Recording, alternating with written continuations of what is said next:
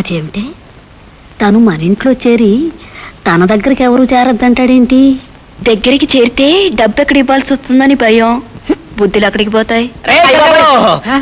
నా డబ్బేది, నా డబ్బు ఎక్కడ? డబ్బు నా దగ్గర ఎక్కడ ఉంటుందండి బాబు?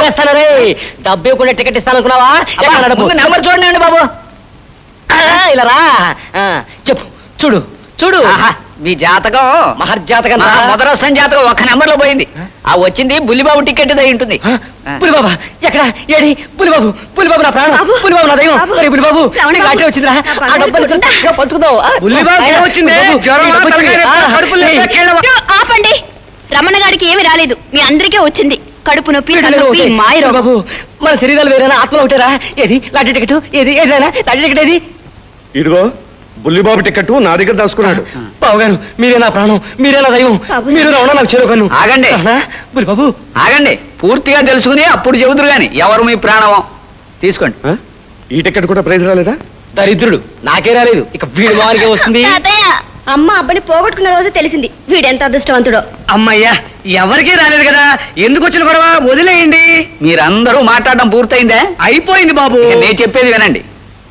బుల్లిబాబు టికెట్కే 10 లక్షల లాటరీ వచ్చింది.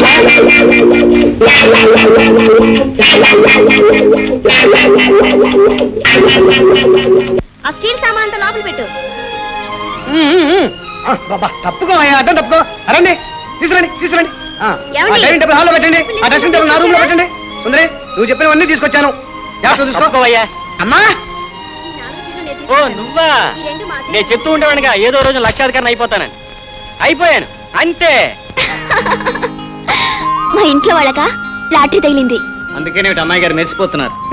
మెరిస్తే మెరిసా గాని నేను ఒక విషయం అడగాలనుకుంటున్నాను. ఏమిటా విషయం? అదే మన పెళ్లి విషయం మా నాన్నగారితో చెప్పాలని. నీ ఇష్టమేనేమిటి? నా ఇష్టాలతో పనిలేదా? ఏమిటో తమరి ఇష్టాలు.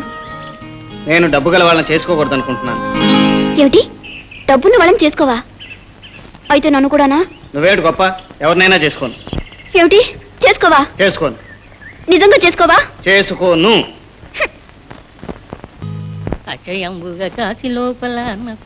ఏమిటయ్యా పూజారు అంత స్థితిగా కూర్చున్నావు? నేను వచ్చేసాను, పూజ ప్రారంభించు. అబ్బా తొందర పడకండి, ఇంకా వేళ కాలేదు. మనం వచ్చినా ఇంకా వేళ కాలేదంటాడేమిటి? ఇదేదో తిరగసలగ్గానే ఉందండి, మేడం కానీ ఎదురుతూ ఉంది. అశోభం జరుగుతుంది. రండి రండి, దయచేయండి లక్ష్మీపతి గారు, తమరా కోసమే ఎదురు చూస్తున్నాను. దయచేయండి దయచేయండి. నమస్కారం నమస్కారం నమస్కారం. రామరాజు కులాసా, ఎంతసేపు అయింది వచ్చి? ఇప్పుడే. నేను కూడా పెందలగాడే వచ్చేవాడిని, కానీ ఊళ్ళో 1,00,000 పనులు ఏమీ తిరుబడి కావటం లేదు. ఒకటి కష్టం నేనే చూడాలి, మరొకటి కొంప నేనే నిలబెట్టాలి.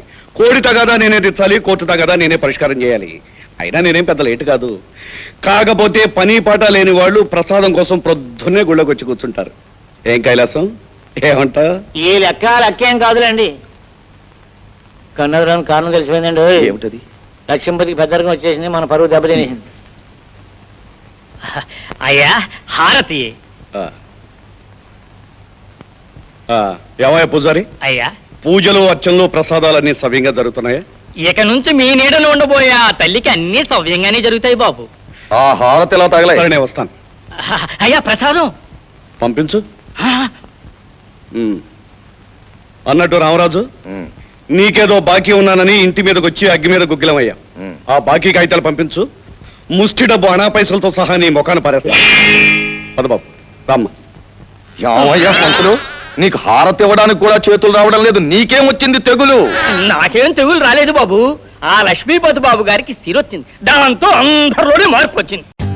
For more updates, like, comment, subscribe to our channel. Hey darlings, గంటని click చేయడం మర్చిపోకండి.